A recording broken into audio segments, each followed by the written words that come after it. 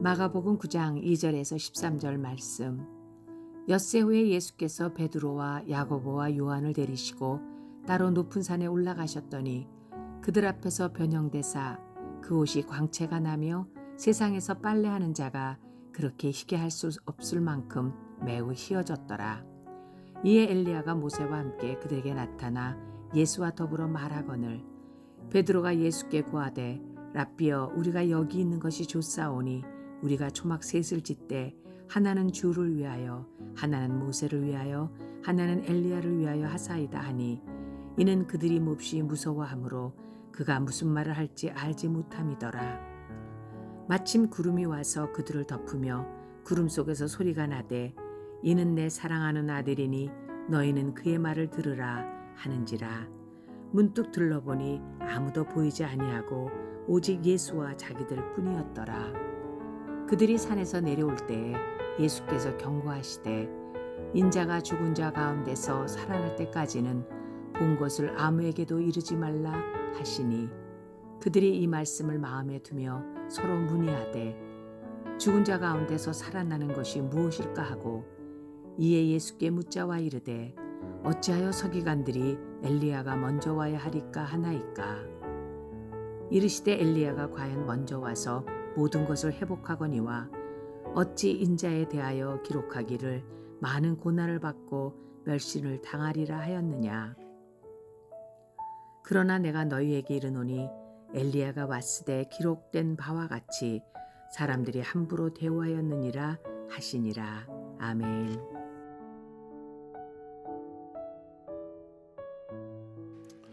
함께 기도하겠습니다.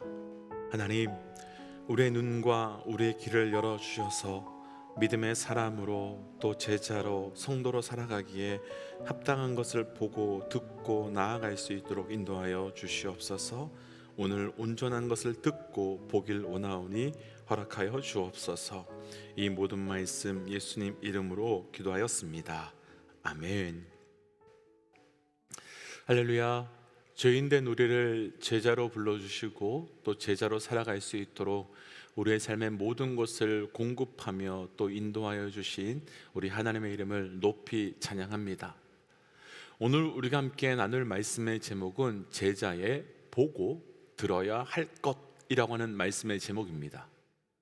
우리가 계속해서 묵상하고 있는 이 마가복음은 어제 나누었던 마가복음 8장 27절을 기점으로 아주 큰 변환이 있는데요, 장소적으로는 예수님께서 본격적으로 예루살렘을 향해서 올라가시게 되면서 가시면서 십자가를 향해 걸어가시는 그 전환이 일어나고요, 또 다른 전환은 이전까지는 무리들을 대상으로 말씀하시고 사역하셨다면 8장 27절부터는 제자들에게만 집중하시는데 예수님께서는 그 십자가를 향해서 함께 제자들과 올라가시면서 그 십자가를 위해서 무엇을 준비해야 되는지를 말씀해 주시는 말씀이 시작되며 전환되게 되는 말씀입니다.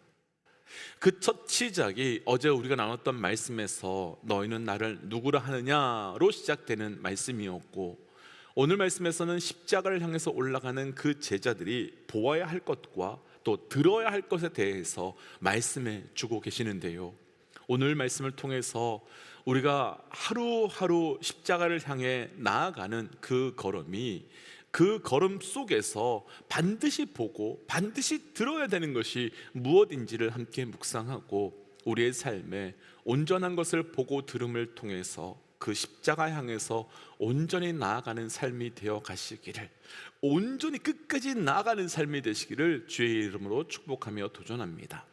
먼저 오늘 말씀에서 나눌 것은 제자가 보아야 하는 것에 대해서 먼저 좀 묵상할 건데요, 보아야 되는 것에 대한 말씀 3절과 4절입니다. 3절과 4절 말씀 함께 읽어보지요. 그 옷이 광채가 나며 세상에서 빨래하는 자가 그렇게 희게 할 수 없을 만큼 매우 희어졌더라. 이에 엘리야가 모세와 함께 그들에게 나타나 예수와 더불어 말하거늘. 아멘. 어제 사건이 있은 이후에 예수님께서는 베드로와 야고보 그리고 요한과 함께 높은 산으로 올라가시게 됩니다. 그리고 우리는 그 산에서 예수님의 모습이 변하셨기 때문에 그 산을 변화산이라고 부르지요. 그럼 예수님께서 왜 제자들을 그 산으로 데려가셨을까요? 먼저 전체 결론부터 나눈다면 예수님께서는 그 산에서 제자들에게 보여주고 싶으신 것이 있었기 때문이고, 그리고 들려주고 싶으셨던 것이 있으셨기 때문에 데리고 올라간 겁니다. 먼저 제자들은 예수님의 변화의 모습을 보게 되었습니다. 여기서 옷이 희게 광채가 났다라고 표현되어 있는 것은 요한계시록에서도 나오지만 예수님은 영광 그 자체이시며 동시에 거룩 그 자체이심을 증거하는 모습이 바로 그 모습입니다. 그런데 그곳에서 예수님만 계셨던 것이 아니었지요. 예수님과 함께 4절 말씀에서는 모세와 엘리야가 함께 있는 것을 제자들이 보았고, 제자들은 그 모습에 우리가 여기에 초막 셋을 짓겠다라고 말을 합니다. 하지만 제자들은 모세와 엘리야를 보았을 뿐 그것을 보여주시는 이유, 그러니까 그것을 봄을 통해서 제자에게를 가도록 하시려고 하는 그 진짜 이유를 보지 못했습니다. 먼저 여기서 우리가 분명하게 한 가지 하나님께 구해야 할 것이 하나 있는데요, 바로 온전한 영적 눈을, 영적 시선을 우리는 하나님께 구해야 됩니다. 제자들은 모세와 엘리야를 보았습니다. 분명 모세와 엘리야를 본 것은 분명한데, 그리고 다른 사람들은 보지 못한 것을 본 것은 큰 은혜이며 축복인데, 그들은 하나님께서 보여주신 그 진짜 이유를 보지 못함으로 본 것보다 더 못한 엉뚱한 반응을 하게 됩니다. 혹시 이런 일이 우리에게는 없을지요? 하나님께서 우리 삶에 무엇을 보여주시는 때에는 그것을 보여주시는 분명한 이유가 있는데, 그것을 분별하지 못해서 보긴 보았는데 그것을 보여주신 그 하나의 메시지가 우리 삶 가운데 혹은 엉뚱하게 반응하고 있는 것은 아닌지요? 오늘 말씀에서 예수님께서는 제자들에게 모세와 엘리야를 보여주셨습니다. 그럼 모세와 엘리야는 과연 각각 어떤 메시지를 갖고 있는 걸까요? 먼저 모세는 이스라엘 백성들을 출애굽시켜서 아무것도 없는 그 광야에서 그들을 40년 동안이나 하나님의 은혜로 이끌어낸 사람이었습니다. 그러니까 모세는 이스라엘 백성들에게는 구원자이면서 동시에 하나님께서 우리에게 주신 약속을 성취해내는 약속의 사람입니다. 그럼 엘리야는 또 어떤 사람입니까? 엘리야는 백성들이 죄악으로 인해서 그 땅의 하늘문이 닫힌, 그래서 그 기근으로 인하여 고통 중에 있을 때 하나님께 엎드려 기도함으로 그 땅에 비를 내리게 한 사람일 뿐만 아니라, 또 바알과 아세라를 섬기는 그 우상 숭배자들을 심판한 심판자였습니다. 뿐만 아니라 아직도 유대인들은 모세가 죽었다고 믿지 않고 있는데요, 그 이유는 신명기 34장에서 모세의 그 마지막 죽음의 장면에서 모세가 120살이나 되었으나 눈이 흐리지 않고 기력이 쇠하지 않았다라는 말씀이 있고, 또 모세가 어디에 묻혔는지 아는 사람이 없다라고 기록한 말씀이 있기 때문입니다.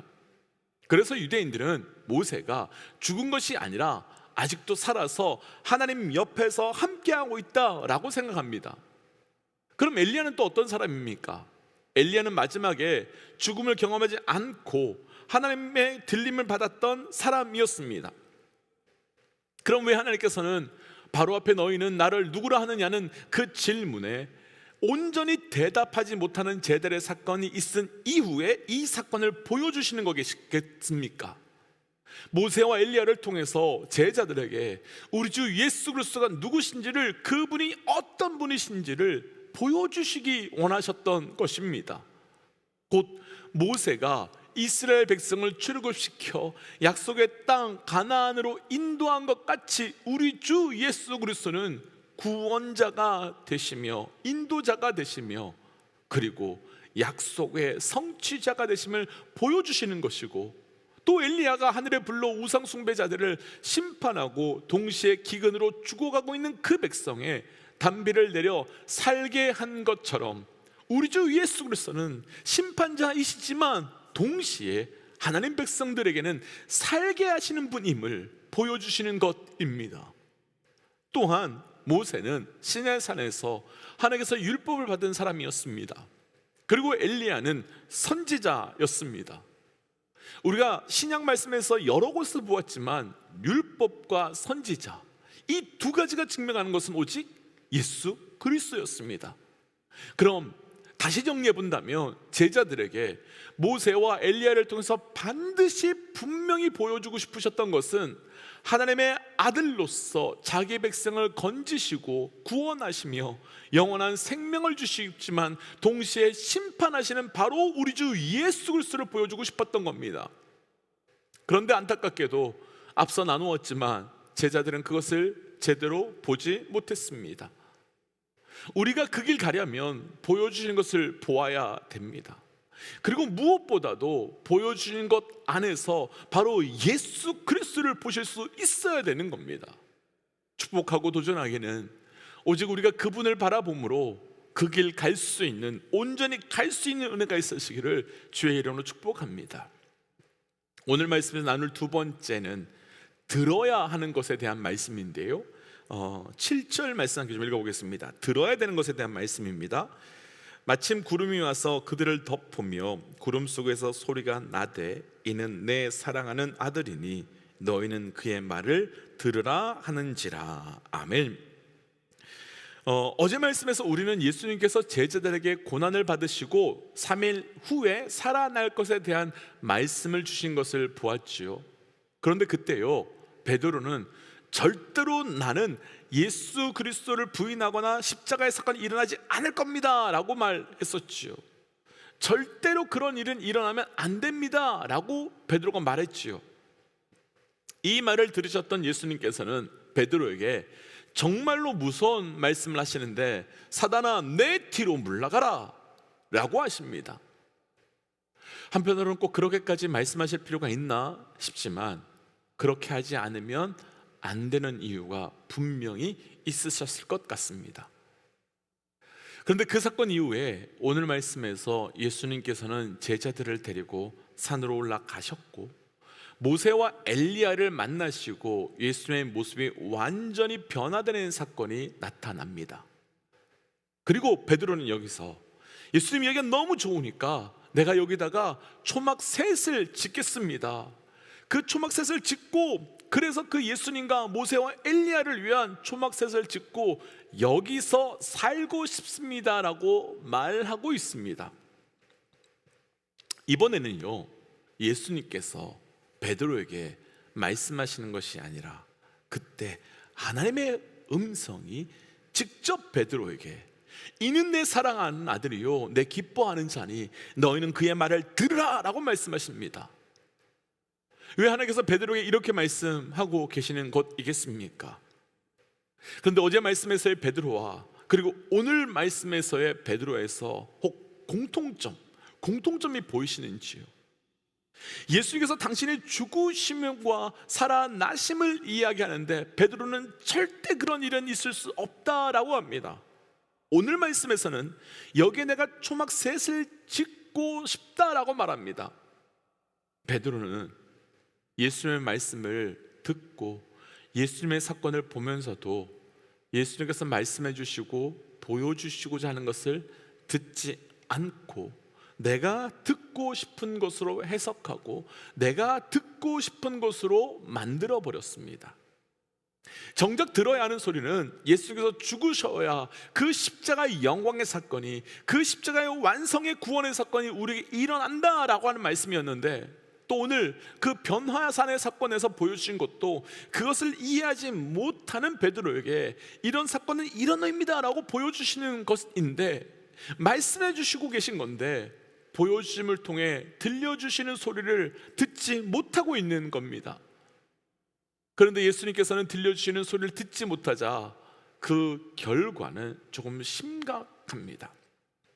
예수님께서 들려주시고자 한 소리를 듣지 못하게 되니까 내가 듣고 싶은 소리, 결국은 내 소리를 예수님의 소리처럼 듣게 됩니다. 그리고 내가 결론을 맺습니다. 그런데 바로 이때 하나님께서 베드로에게 직접 개입해 주시죠. 하늘에서 호련히 소리가 들려왔다라고 말합니다. 개인적으로 조금 우스운 묵상을 좀 해봤습니다.